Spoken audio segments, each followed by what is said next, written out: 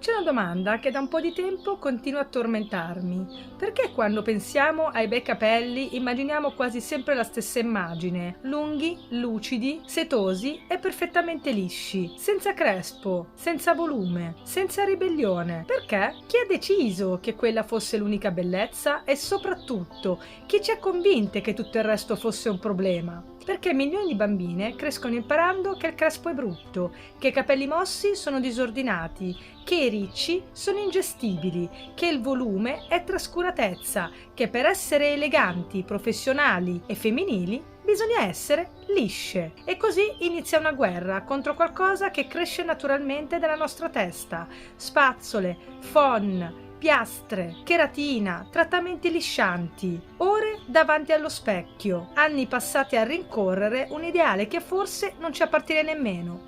E allora oggi voglio farti una domanda scomoda: sei davvero liscia o sei semplicemente il risultato di anni passati a trattare i tuoi capelli come se dovessero esserlo? Perché il liscio è considerato bello? Davvero? Chi l'ha deciso? Perché non è una legge della natura, non è una verità assoluta, è un ideale costruito nel tempo e come tutti gli ideali cambia. Ci sono stati periodi storici in cui i ricci erano un simbolo di giovinezza, di ricchezza e di fertilità. Le donne si arricciavano i capelli artificialmente, dormivano con stracci, creavano boccoli elaborati. Eppure, oggi sembra che esista una sola risposta possibile: liscio. Più il capello è piatto, più è ordinato e più viene considerato bello. Ma chi ha deciso che l'ordine sia più bello del movimento? Questa forse è la parte che mi colpisce di più, perché tantissime persone, convinte di avere i capelli lisci, in realtà non sono lisce, sono mosse, sono ondulate, a volte persino ricce, ma hanno imparato a trattare i propri capelli come se fossero lisci, li spazzolano asciutti, li tirano col phon, usano la piastra da quando erano adolescenti, combattono ogni accenno di onda e dopo anni non ricordano nemmeno più quale sia la loro vera natura. E qui dirò una cosa impopolare: molto spesso i capelli vengono trattati tutti allo stesso modo, anche dai professionisti. Non si guarda la loro storia, non si osserva come si comportano naturalmente, non ci si chiede come si asciugano all'aria, hanno bisogno di essere accompagnati, di essere definiti, di essere nutriti. No, spazzola, phon, piega liscia e via. Come se il traguardo finale fosse sempre lo stesso: liscio, ordine, controllo. E qui voglio parlare di un personaggio che amo profondamente: Merida.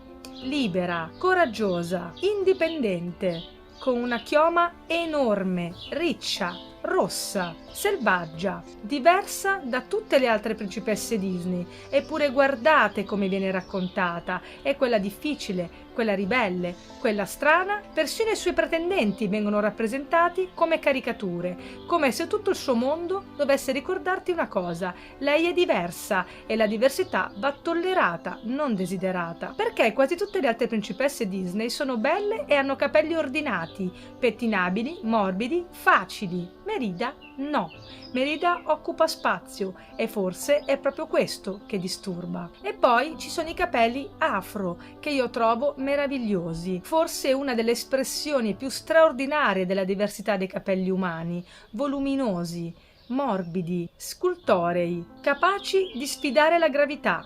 Eppure anche loro per decenni sono stati trattati come un problema, come qualcosa da rendere più presentabile, più professionale, più ordinato, più simile ai capelli lisci, tanto che ancora oggi moltissime persone afro crescono con l'idea che i propri capelli naturali debbano essere domati, rilassati, stirati e trasformati per essere considerate più belle, più curate e più accettabili. E questa cosa dovrebbe farci riflettere, perché il problema non è mai stato il riccio, l'onda, il crespo, l'afro. Il problema è l'idea che esista una sola forma di bellezza degna di essere celebrata. Quindi se sei afro e stai guardando questo video, voglio dirti una cosa: i tuoi capelli sono bellissimi, non sono un difetto, non sono qualcosa da nascondere, non sono meno eleganti, non sono meno femminili, non sono meno professionali, sono tuoi e meritano di essere conosciuti,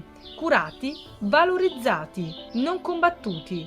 Perché forse la rivoluzione più grande è smettere di chiedere ai nostri capelli di assomigliare a quelli di qualcun altro e iniziare finalmente a farli diventare la versione più bella di ciò che sono già. E forse il motivo per cui questo argomento mi fa arrabbiare così tanto è perché io quella guerra l'ho combattuta davvero. Sono cresciuta odiando i miei capelli, sono tanti, grossi, mossi, e io li vedevo solo come un problema. Invidiavo le mie amiche con i capelli lisci, quelle che uscivano di casa e sembravano sempre in ordine, quelle che non si preoccupavano mai della pioggia, quelle che andavano al mare senza pensarci 2 volte. Io no, io passavo ore davanti allo specchio, fonna, spazzola, piastra, ciocca dopo ciocca, e quando finalmente riuscivo ad ottenere quel liscio che volevo, iniziava un'altra prigione. Niente mare, niente pioggia, paura dell'umidità, perché bastava poco, un tuffo, una giornata fosa, 2 gocce d'acqua e tutto il lavoro spariva. I miei capelli tornavano ad essere quello che erano. E io mi sentivo punto e a capo. Ho fatto anche la lisciatura, perché ero convinta che il problema fossero loro. E sapete com'erano i miei capelli dopo anni passati a rincorrere un ideale che non era il mio?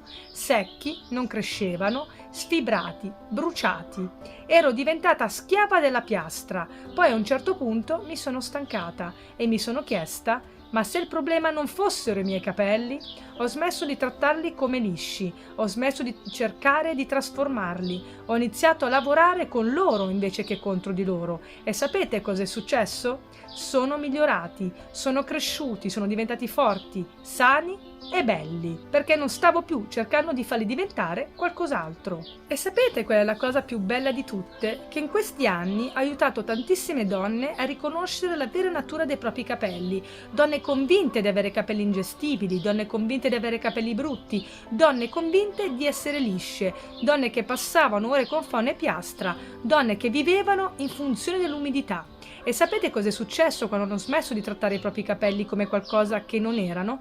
Hanno iniziato a capirli, a lavorare con loro invece che contro di loro, e improvvisamente tutto è diventato più semplice, capelli che con poco andavano in ordine, capelli che non chiedevano più una battaglia quotidiana, capelli che crescevano, che si spezzavano meno, che erano sani, più forti e più belli. Perché dei capelli davvero sani non iniziano dal prodotto giusto, iniziano dal riconoscere quali capelli abbiamo davvero, perché non puoi prenderti cura di qualcosa che continui a trattare come se fosse altro. E voglio essere chiarissima: io amo i capelli lunghi, amo la cura, amo la bellezza. Non c'è nulla di sbagliato nel desiderare una chioma sana, forte e bellissima. I capelli lisci naturali sono meravigliosi, i capelli mossi sono meravigliosi, i capelli ricci e afro sono meravigliosi. Il problema nasce quando una sola forma di bellezza viene considerata quella giusta, quando la scelta smette di essere una scelta e diventa vergogna. Quindi voglio lasciarti con una domanda: se nessuno ti avesse mai detto come dovrebbero essere dei bei capelli, come li porteresti? I tuoi capelli non sono sbagliati, che tu sia riccia, liscia, mossa o afro, sono parte della tua unicità. Forse è arrivato il momento di smettere di combatterli e iniziare a valorizzarli. Dimmelo nei commenti: hai sempre saputo qual è la vera natura dei tuoi capelli, oppure l'hai scoperta solo dopo aver smesso di combatterla?